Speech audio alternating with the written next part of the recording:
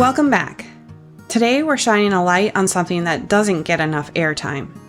Dad guilt. Yep. It's real, it's quiet, it's heavy, and it deserves all the space too. When we think of parental guilt, who do we picture? Moms, right? But dads carry guilt too. And sometimes it's about time or pressure, and a lot of the time, it's about not knowing how to express it. Society still expects dads to be providers before they're present, to be strong, but not soft. But guess what? That model is broken, and it's hurting a lot of men who want to be emotionally available, but feel stuck between the roles.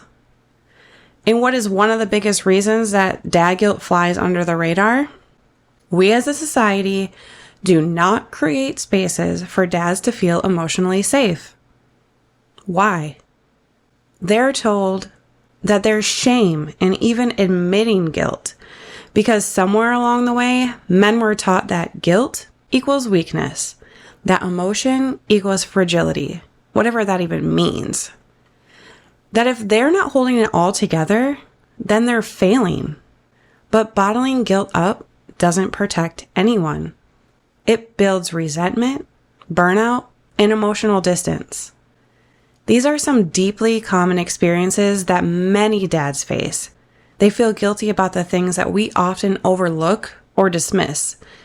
But if we can begin to recognize those feelings ahead of time, we might be able to better support the men in our lives who are carrying them quietly. I recently had the chance to speak with a dad who opened up about this very thing, and I can't wait for you to hear his story. So without further ado, here we go. Hello. Hello. How are you doing? I'm doing all right, and you? Not too bad, not too bad. So, I'm Allie. Thanks for coming on. Nice to meet you. I'm Jason. Nice to meet you. We're just going to start with asking a couple questions here. So, what did becoming a dad mean to you? Becoming a father was, I don't want to say I'm one of the weird ones, if you will, but from a very young age, I always knew I wanted to be a father. Maybe it was the product of the environment I lived in, but I had always been told that I worked really well with kids, which is as a father is a huge plus. And I always knew I wanted to have a family, and I wanted, at least in the beginning when I got married, my wife is Catholic from the Northeast, so we wanted a large family, as you can imagine. But becoming a father was kind of a lifelong dream fulfilled. It marked something off the bucket list, if you will. And I guess, did you ever think or expect that you would feel any sort of guilt as a father? In the normal sense of being a father, no, not really. For the things that I've dealt with, the answer is probably yes, but in the moment, I didn't think I would. Okay. And could you tell, when you felt like you really started to notice any sort of guilt creeping in about being a dad? I know dad guilt is not really talked about a lot, but it's very prevalent. Well, mine's a little different just because both of my kids were born with a whole host of physical and cognitive disabilities. And so the guilt started coming in. With my son, we knew right off the bat. We knew that he was going to have a lot of physical issues. The rare condition we didn't know until the day he was born. So that was kind of a surprise to us. But my daughter, when she was born, and I hate to put it this way, but she was the normal child now we didn't outright say that to anybody, but because she was not really showing any symptoms in the beginning, she was the normal child. Now, granted, we found out later through our pediatrician and a couple other doctors that if we were basing her development on our son, she would appear normal. But the reality was she was actually just as delayed as he was, neurologically speaking. So the guilt started coming in of, you know, we'd just been married. By the time we had our daughter, it was about 4 years to end our marriage. And what are we going to do? How are we going to provide? How am I going to teach these kids, just life and things that, traditionally a father would teach their kids versus what the mother would teach. So there was a lot of that kind of guilt in the beginning. Okay. I can imagine that that is very difficult. Was there any time that you felt maybe like, wow, was I made for this? Am I failing? Am I doing the right thing? Yes, multiple times. When my son was born, like I said, we knew that he was going to have some physical, maybe not deformities, but like neurological delays, and he might be nonverbal, which he was, and like he was born with only one kidney, that kind of stuff. There were a lot of times in those first, 2, 3, 4 years where I thought, I don't know if I'm made for this because, this is our first child. We're getting thrust into this special needs community.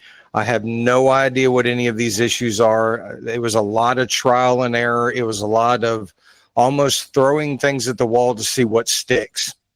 And, I didn't really start getting my footing as a father probably till year 5 or 6, because there was a lot going on. It was a very steep uphill learning curve for both of my kids, just learning their issues and how to deal with them and what's the best quality of life and what are the secondary issues that go along with them. And so, yeah, it probably took the first 5 or 6 years.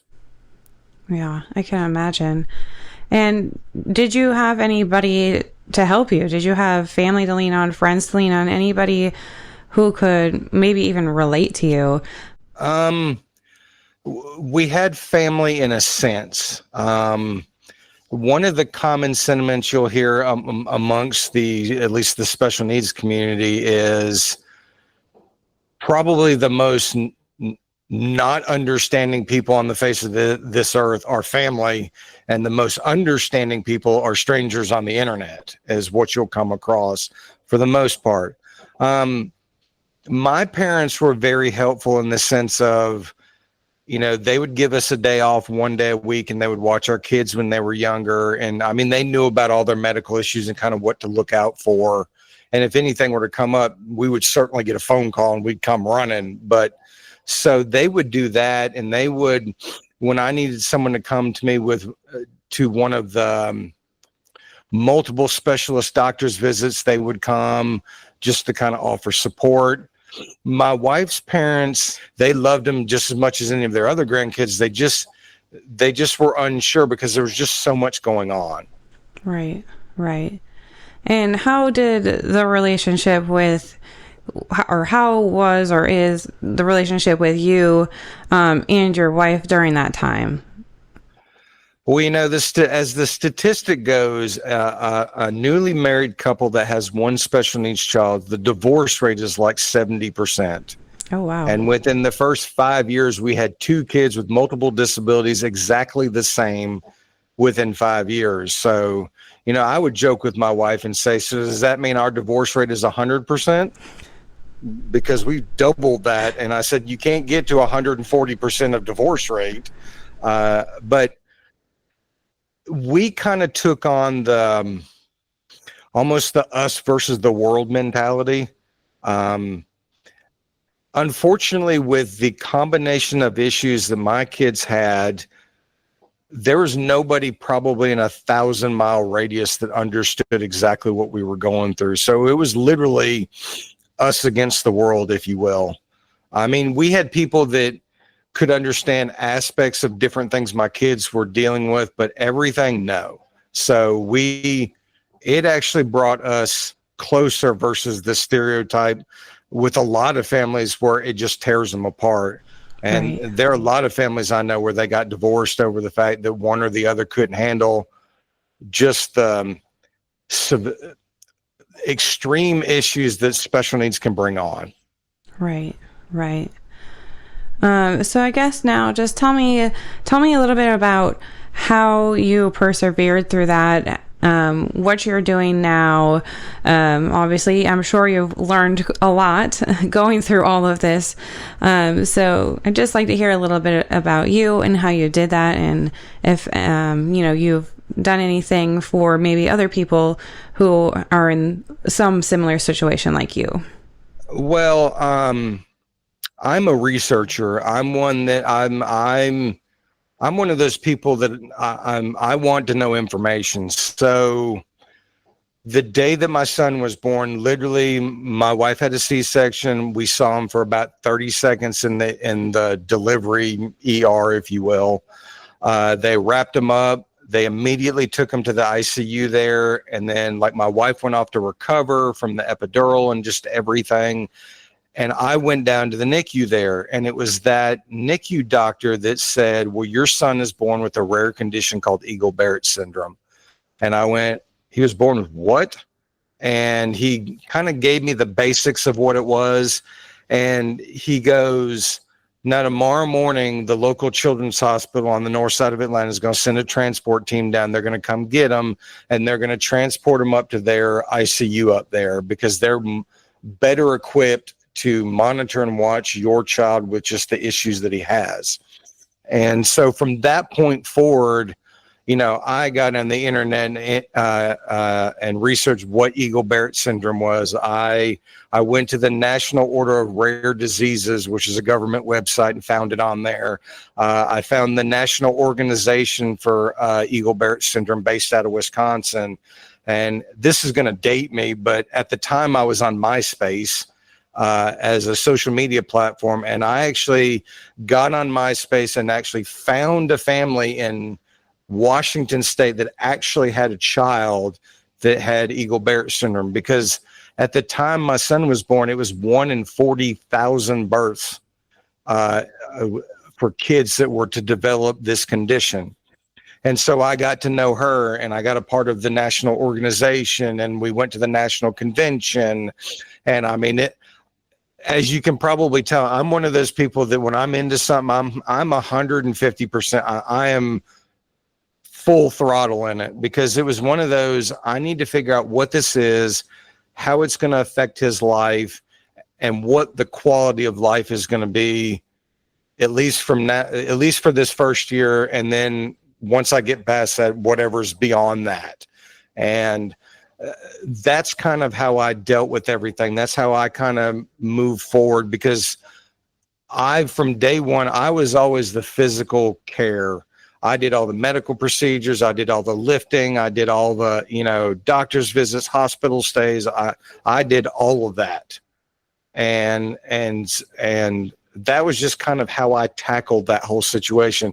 And it even bled over into when we started finding out my daughter had issues. Okay. So have you met other people? I know you mentioned the woman on MySpace, but over the years, have you found people closer to you? Yes. Where I'm on the southwest side of Atlanta. I'm kind of in a suburb of Atlanta. And there's a group that deals with the south side of Atlanta, that deals with families that have all sorts of kids of all sorts of different special needs. And so that was the first group that I came across and networked with and met people and got to know different people in these communities, and, just picked everybody's brain. What do I do for government assistance? What do I do for doctors for these specific areas? What do all those different types of questions that I just didn't have answers for. So over the years, I've met a ton of people in the special needs community that I've at least networked with. Are we like this? Yes and no, but as a networking group, yeah, I've got a vast group of people that I can kind of pick their brain. And, I'm sure you've had plenty of strong feelings I can only imagine from one end of the emotion spectrum to the other. Were you ever able to speak with somebody about that? Or were you, when you met or networked with these people, was there any time where maybe you leaned on them to see if maybe they were feeling the same way you were? Or how did you deal with your emotional aspect? At least at this point in my journey, I essentially vented online most of the time. Whether people responded to it or not, it didn't really matter to me. I'm one of those people that when I get something that's like that on me, however I do it, I've just got to get it off of me. It may not solve it, but at least it's out there and it's just not sitting on me. And that was a lot of what I did. And I mean, I had several people that understood, and I'm sure several people probably got tired of me always venting about things, but I mean, such is life. But I did a lot of venting, and I asked a lot of questions with my network. And then, to be honest with you, there was at least in the beginning, there was a lot of internal anger. It wasn't necessarily directed at anybody. It was more, this is the life we thought we were supposed to have, but this is the life we got. And what I didn't realize in the beginning, which is ironic now, is I didn't realize I was grieving the life lost versus the life that we got. And it took me a very long time to get through that and realize that. And for a very long time, I went to counseling for it almost weekly, just because it was a really big issue for me. Yeah. I think that's something that as we get older, that is a huge thing. This anger or whatever emotion, it's there constantly almost, and we don't realize at the time. But like you said, I've had instances where I'm like, oh, I actually wasn't really about that situation. It was what I thought that I should have, or what I thought I would be, that was actually triggering that. What would you like your children to understand about you, and maybe about the type of dad that you are and or trying to be, if there was one thing you could just let them know? Well, I personally, to myself, when I found out we were having a child, kind of made a promise to myself that if I made a mistake to my kids, that I would always apologize to them. That I wasn't above saying I made a mistake. I'm sorry for doing that. Because maybe in my generation, I'm Generation X, so maybe in my generation, you run across a lot of adults that it's my way or the highway, whether I'm right or wrong, it's still what I say. And I didn't necessarily want to be that way. And so what I always tried to tell my kids, now understand that both of my kids had neurological delays. Both of them were nonverbal. Even my daughter, who's 16, she probably functions about 7 years old. And so when I would make what I felt like was a mistake, I would, as simplistically as I could, would come over and go, hey, Daddy shouldn't have done this. Daddy's sorry. I apologize. And when I would say that, I would say, you don't have to accept my apology at this point. If you are upset, you can be upset. I'm not going to get upset at you if you're not happy with whatever my reaction may have been, or you got in trouble for something that maybe you shouldn't have gotten in trouble for. And I still use that to this day. And now, luckily, over the years, it's gotten 100 times better than what it initially was. But I tried to teach them that. I always tried to tell them that even though I'm an adult, understand that adults probably won't tell you this, but we make mistakes all the time. There's no handbook for this. A lot of times we're playing it by ear. It's trial and error. And, again, to this day, I tell my daughter all the time, Daddy made a mistake. Daddy thought this was going to work and it didn't. And so I always try to tell them that, we're all kind of doing the best we can with the cards that we're dealt is the biggest sentiment I wanted to try to get them to understand. Right. And you mentioned, that especially the older generations, our parents' maybe, I feel like they did things different, right? So for you growing up, was there certain things that you took away from how you were raised? Maybe things that you for sure were like, oh, that's great, I'm going to do that, or oh, that's absolutely not great, we're not going to do that.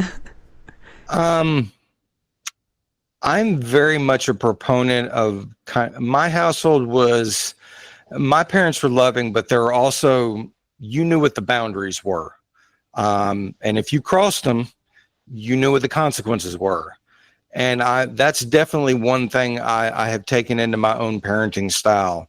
Now what the consequences are may be different than maybe what my parents were, but my parents were your standard. They were very loving, very understanding. When we needed to get in trouble, we got into trouble. And there were, especially in high school, there were several incidences I really pushed those limits. Now, at the time, did I feel like I felt like that I was in the right and they were in the wrong?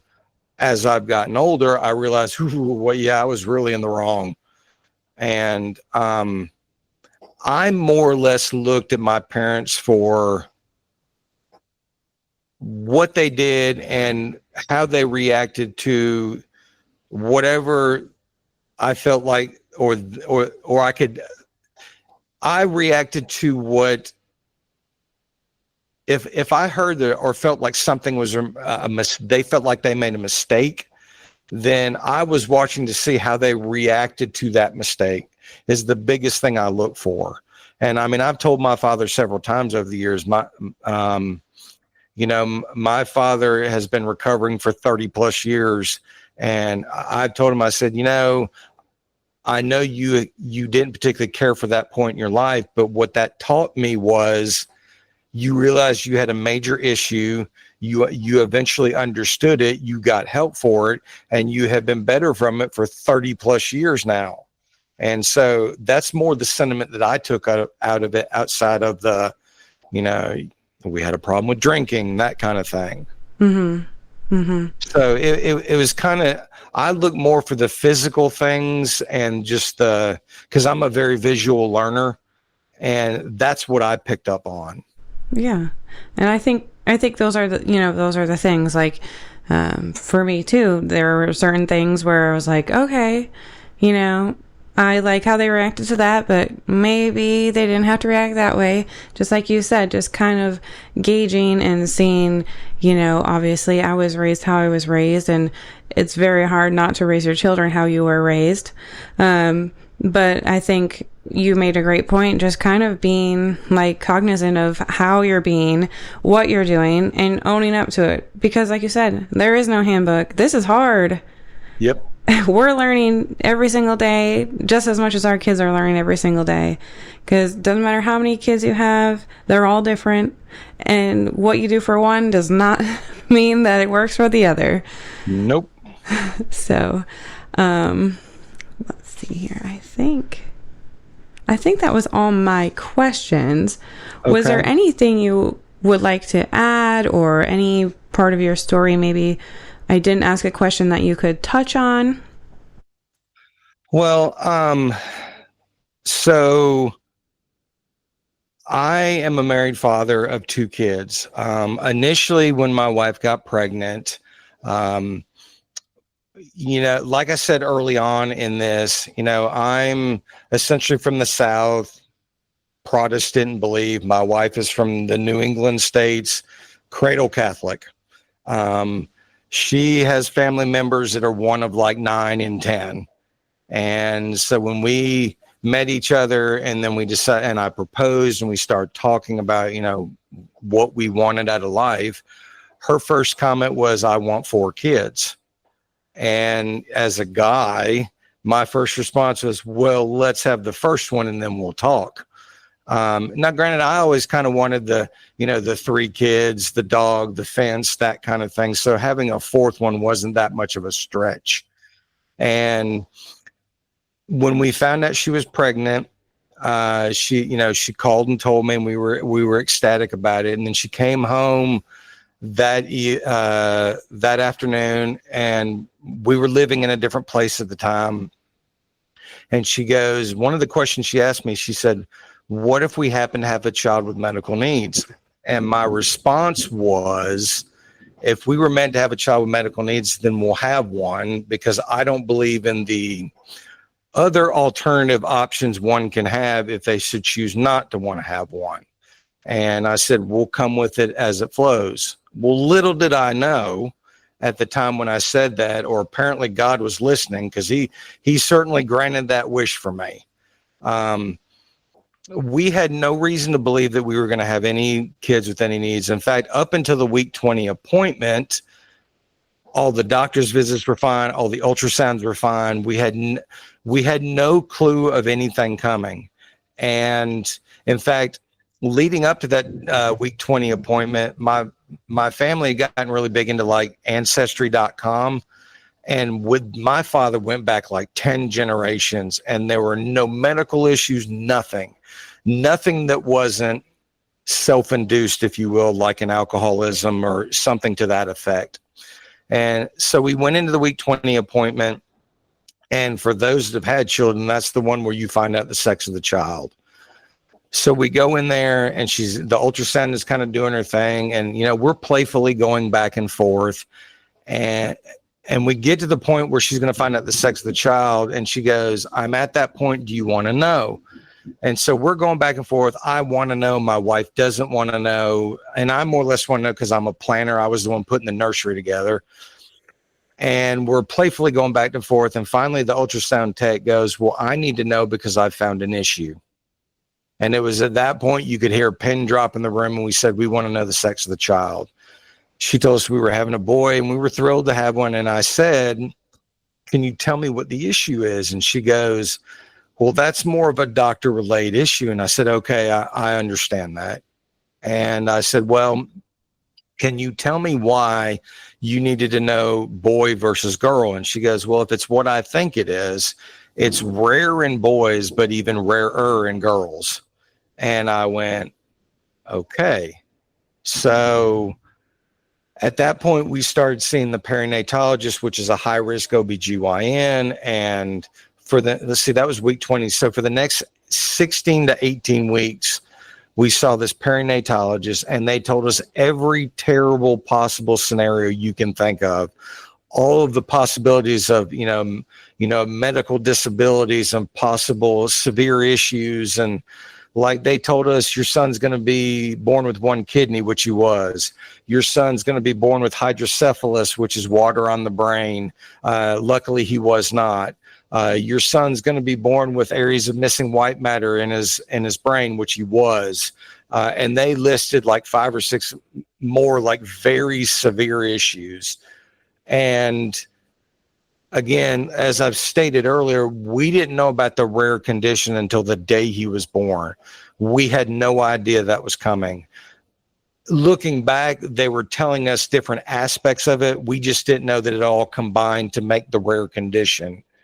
And that's kind of how life in our family started. From the time he was born, he was taken up to the NICU in the local children's hospital on the north side of Atlanta. He spent 11 days there.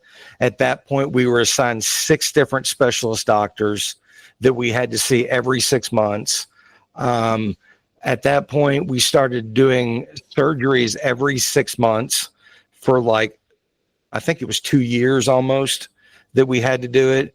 And so we finally get out of that. We finally start getting to a kind of a comfortable spot, and we start understanding what the secondary issues are for his conditions. So, we do the first 2 years. We finally get through all that. We're about a year in. So we're in our 3rd year, and we start realizing because of his rare condition, he's susceptible to respiratory related illnesses.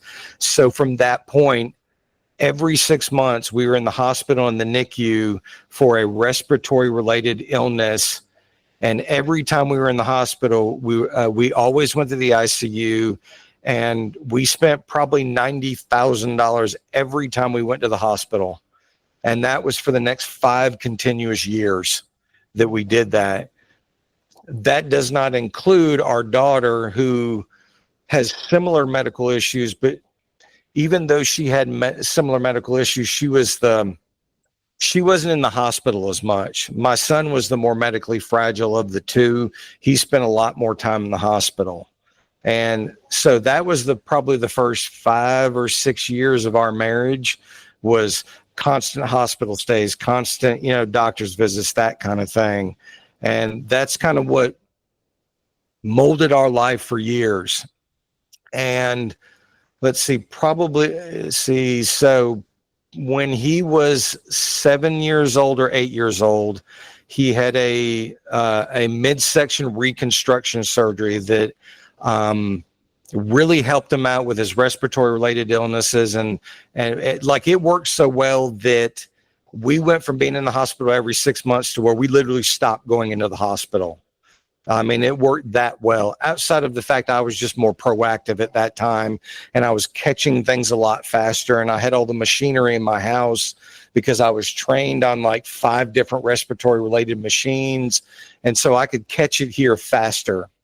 And then after that, we probably went he was 7. So we probably went the next 7 years with no real issues, or 8 years.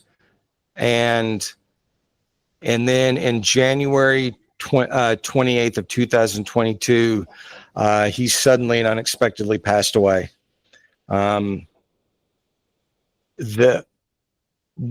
official cause for his passing on his death certificate was sepsis and cardiac arrest due to sepsis. What I think it really was, I don't think it was that at all. I mean, I think that was a part of it. I think what happened was he got gastroenteritis. It turned into an infection, and I never caught it because it was showing signs that I wasn't used to seeing.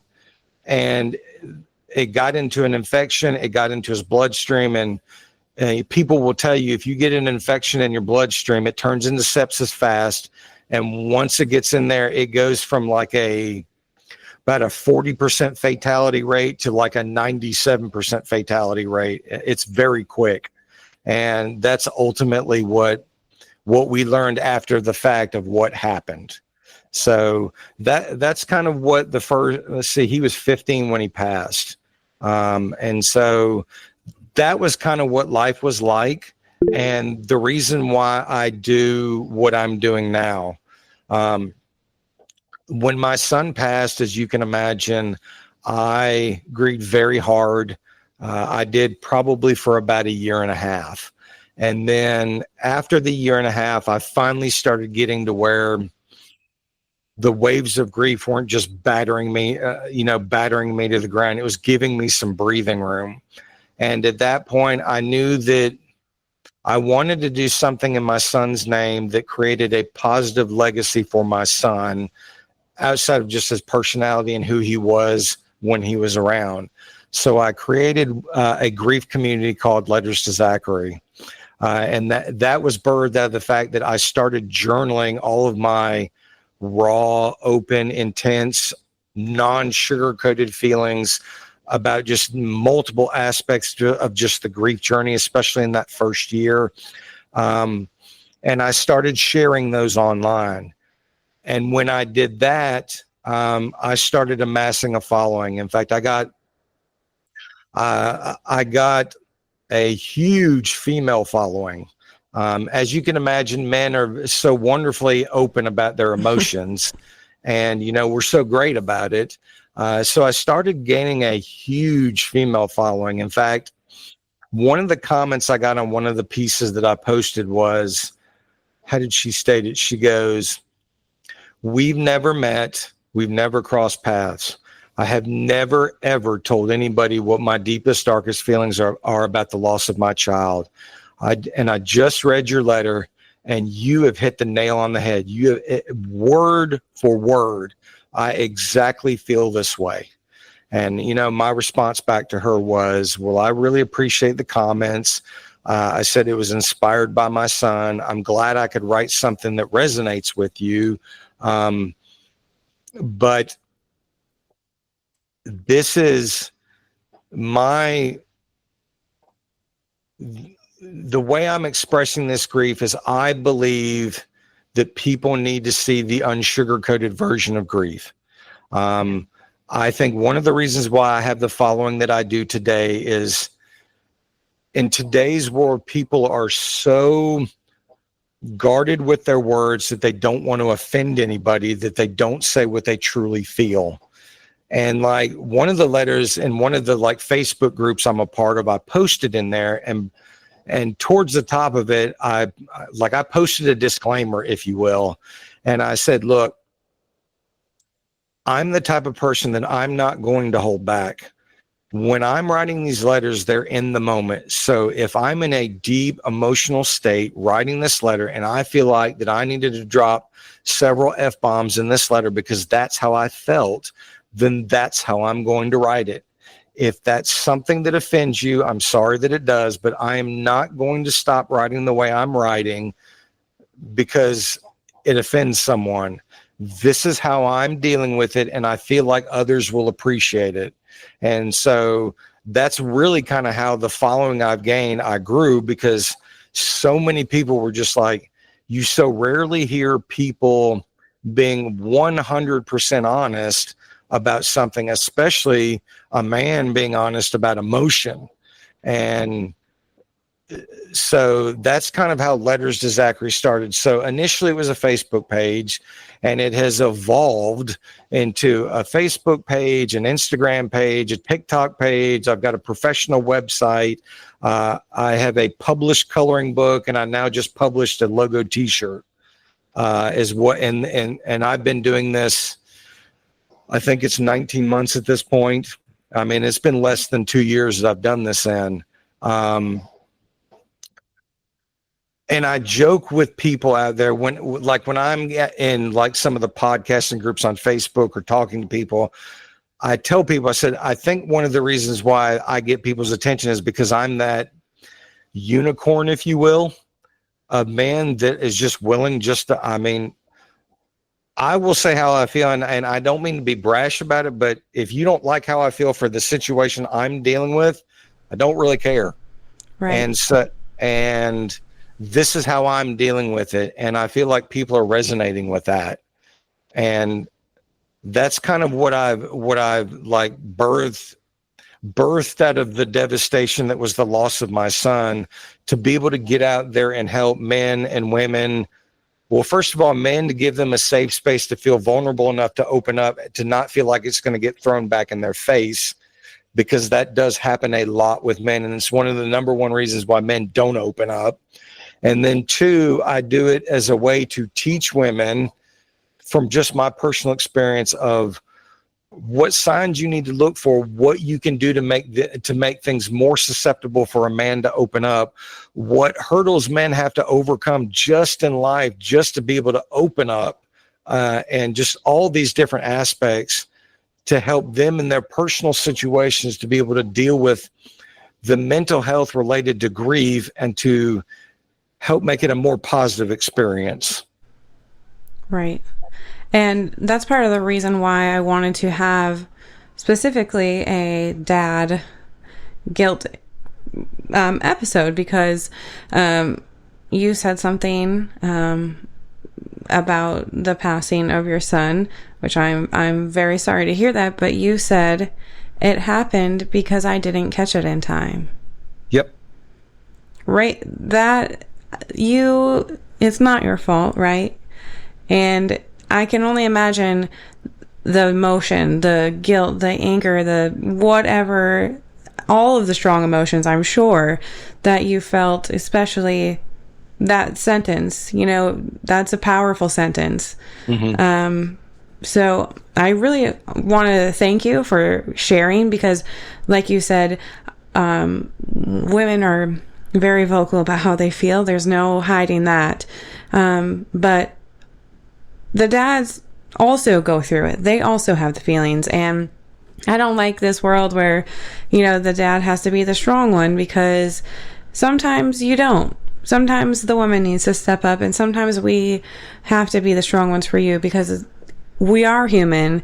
And just because you're a male doesn't mean that you should not feel. And it should be safe for you, like you said, with no judgment. Nobody should be throwing it back at you guys. And I'm glad that somebody out there like you can reach multiple people. Well, and I understand why you caught that statement, but I stated it that way just because as the caregiver, like I was so in tune with my son that there were several times that I knew him so well that there was one time I got him to the hospital literally as the pneumonia was forming on the x-ray. Oh gosh. The doctor even told me that. He goes, "You could not have gotten him here any sooner than what you did. There's no way." And so that's kind of what I meant by it. But okay, on the emotion side of it, like the 3 days before it, there were signs that he was showing that we thought it was a 24-hour virus. He'd gotten them several times in his life. We thought, he's just tired. All your kind of typical symptoms that come along with that. The morning of the day that he passed, I got him up that morning, and there were signs there, some of which I'd seen before, but the one that caught my attention that made me go, I'm taking him up to the hospital, something's wrong, was his midsection, which was always generally pretty pliable, was rock hard. And when I say rock hard, I mean like cinder block wall, rock hard. And what I learned after I researched after he passed was gastroenteritis can do that to the intestinal wall. And that's one of the signs. And when you start feeling that, they all say, go to the hospital, is what they say. That morning, and when I tell people this, I get a lot of different reactions, but that morning, I was the one that got him up. I was the one that got him in the van. I rushed him to the hospital. I was in the ER from the moment we got in there till the moment they pronounced him. I watched the whole process. I watched him die in front of me. I mean, to this day, when people ask me, I can, down to the most minute detail, tell you exactly what happened, where everybody was, what was going on, what they were saying, what the doctor asked me, everything. And then you had mentioned something about like men having to be strong, and like that day I had to compartmentalize because she pronounced my son not 5 minutes after, like I walked off into the other room. I had a moment for about 30 seconds. I regained my composure, and then I called his mother because her mother was working at home at the time for a major company. And the last she knew was she thought, well, I'm going to take him up there. He's going to get admitted. We're going to be our 7 to 10 days that we always are. And then I'm just saying, well, I'm in room such and such. I'm going to be up here for the next several days. Well, I had to tell her that her son was dead on a table. And I will never forget the sound she made. It is burned into my brain. And then, she regained her composure, and in kind of the male fashion, I said, I'm going to say something to you. I don't mean to be overbearing, but you need to listen, because I knew the state of mind she was in, and I knew that I needed to take control in that point because I knew she couldn't make decisions for herself. Mm-hmm. And so I said, let your bosses know, leave work, call your parents, have them drive you up here. I'm in this room. I'll be here when you get here. And she goes, okay. And then I called my mother, who had watched our kids many times, and I'll never forget her response. Now, later after the fact, she asked me, she goes, how soon after your son, after Zachary passed, did you call me? I said, 10 minutes. And she goes, 10 minutes. She said, when you called me at 10 minutes after Zachary passed, you were eerily and stoically calm. She said it was like nothing had happened. And I said, well, I said, in that moment, I had to compartmentalize, because if I hadn't, and I was a blubbering idiot, if you will, I wouldn't have been able to relay the information that I needed to relay to you guys here, so you knew what was going on, as sad and severe as it was. And like, even when I got off the phone, the care team came into me, the head of the care team came into me, and she offered her condolences, and I didn't thank you. And I literally looked at her and I pointed at my son who is deceased on the table beside me. And I went, I will deal with him. And no, wait, I go, this is going to sound cold and callous, and I don't mean it to be, but I said, I will deal with him in a minute. I need to know information. That's what's going to help me in this moment. And she goes, okay. And I literally rapid fired like 20 consecutive questions off to her because there was just a lot of things I needed to know, like what happens from here? When I go to a funeral home, who do I need to contact so I can get him home? Those type of questions. So, and then after that, I literally sat with just me and him in this ER trauma room for the next hour by myself until his mother came up there and the grandparents came up there. And then, we were in there for about 30 or 40 minutes and we left out and we told the ER doc. And like I tell people to this day, one of the hardest moments I've ever had was when we left, I had to grab all of his cut off clothes, put it in his empty wheelchair and roll it through that hospital. And I said, then I had to put it in my van, and where we're located versus the hospital is we're 60 miles from the hospital. God. So my wife and I rode in our van dead silent for 60 miles going home. We were just stunned. We were in shock. And the room I'm in right now, you can see the letter Z. This is his room. I came into this room and you can't see it, but on the other side of the screen, I rolled his wheelchair in. That wheelchair has not moved in 3.5 years. I came in here, I looked at his bed and saw that it was empty and it was left the way it was when I left that morning. And it was at that moment that I literally just buckled.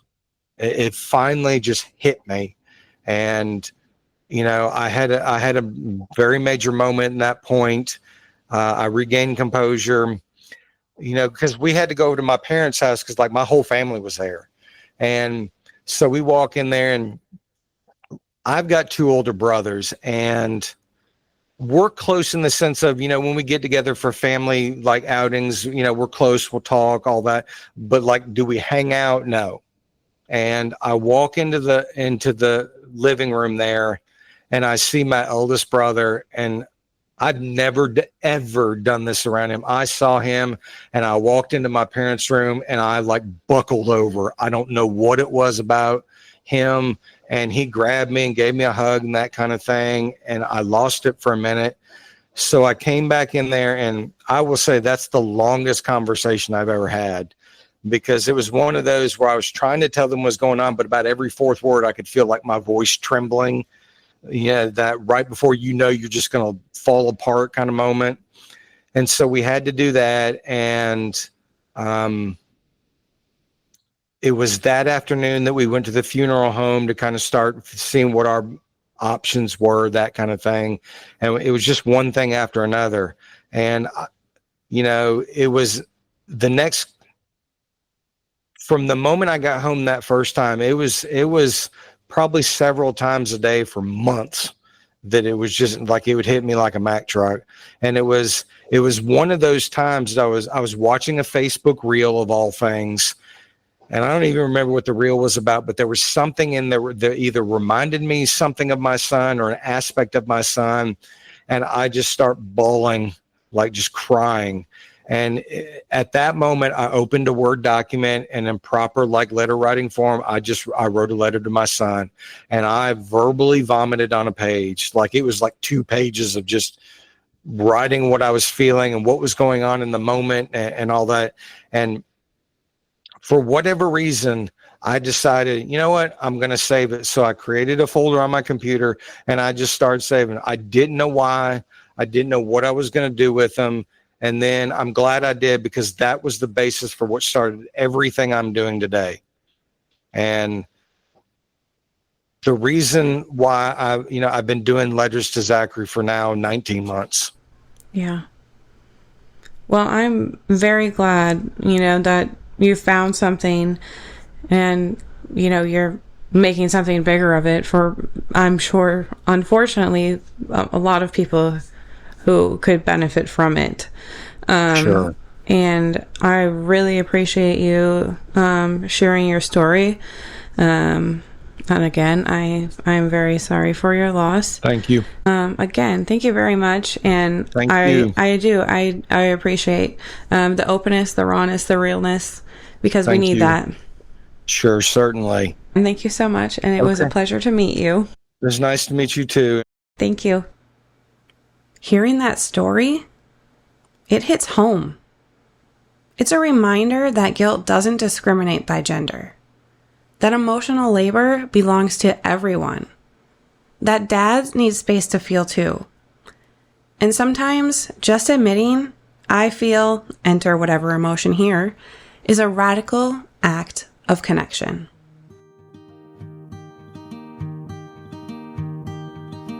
Next week, we're continuing the conversation with another powerful story from a dad who feels guilt. Thank you for being here, for being human, and for letting yourself feel. Just a reminder, this podcast is all heart, not healthcare. Please talk to a professional for medical advice. Follow us on Instagram and Facebook at Unfiltered Feels Podcast. Share this with someone who needs it, or leave a review. And don't forget, the things you're feeling, you're not alone. I'll see you next time.